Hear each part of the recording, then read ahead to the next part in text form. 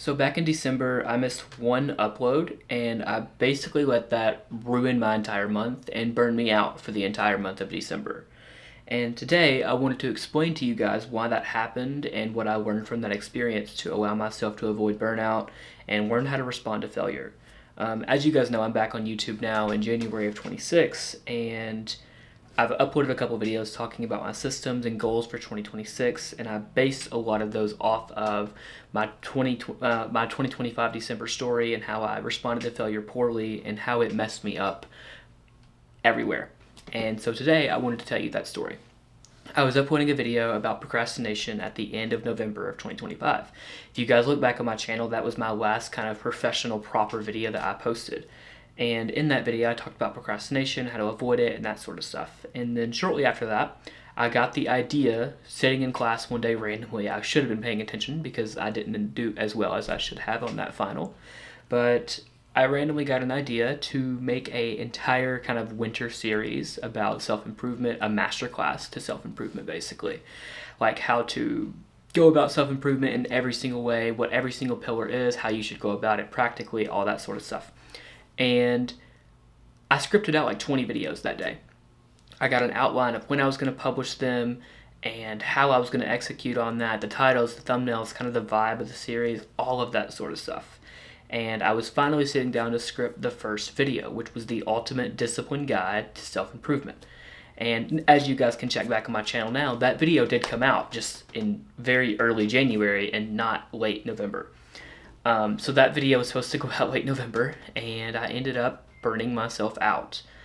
And I learned from that experience that there's certain things that you shouldn't do when you are trying to move towards a goal. Number one thing was you shouldn't overplan it. What burned me out, what destroyed me in that situation was trying to overplan every single detail. When you overplan, you kind of put yourself in this analysis paralysis. It's also why one of the things that I had to stop myself from doing in life is really overwatching self-improvement videos, because those videos give you a dopamine hit. They make it feel like you're making progress in your own life by watching something that's teaching you how to make progress in your own life. But if you're not taking that advice very literally and implementing it into your life immediately, you're still procrastinating and just watching videos and upping your screen time. And so I kind of put myself in my own version of that here, where I was being way too analytical about everything. I was trying to figure out how the story series would flow, what a potential freebie product I could launch with it, and all that sort of stuff, instead of just focusing on the next upload. So my thing I had to learn was just focus on what's next. Focus on your next step, because you can't control the next 20. You can control the next one step. And that actually even goes back to something I believe in too. Like, I am a Christian, and I believe that you are supposed to follow God with each next step. And that was a situation where I didn't follow my values very well.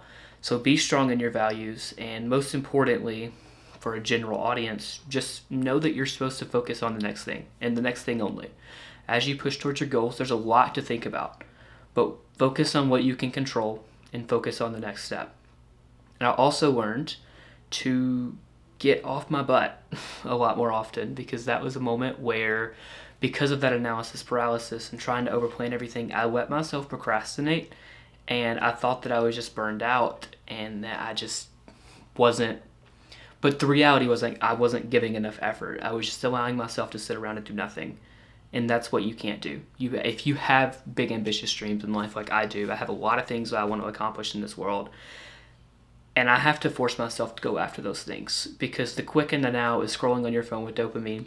I had to be hard on myself, and I had to delete social media for a bit. And of course, throughout all of December, I was just burned out. And starting in January, and the reason I also wanted to make this video is I wanted to tell a new story. I'm actively recording a video that I plan to post on Monday night. If you're watching this when it came out, it'll be in like 3 days.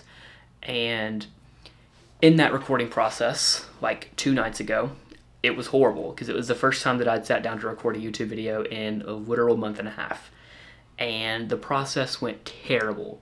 I had gotten through the first intro and kind of hook and like first main point of my video, and the raw file was already 30 minutes long, just from how much I was messing things up. And I had to take a break there. I had to kind of reset and respond to failure differently. And that's why I'm making this video. You need to learn how to respond to failure, because in my experience responding to failure there, where I realized things weren't going well, so I hydrated myself because my mouth was dry. I ate some dinner. I took some time to just kind of sit and breathe. And then I came back to record the video and things actually went well. I recorded the video and now I'm in the process of editing it right over here, and I stopped in the middle of editing it to make this video and tell this story. Because how you respond to failure does matter, and responding to failure in a positive way has now got me sitting down to record a video to post now, and it also has me posting a video in a couple days and pushing towards all my content goals now. So learn how to respond to failure and be careful with how much you overplan your goals. These are the two stories that came out of my life recently, and I just wanted to share that with you guys.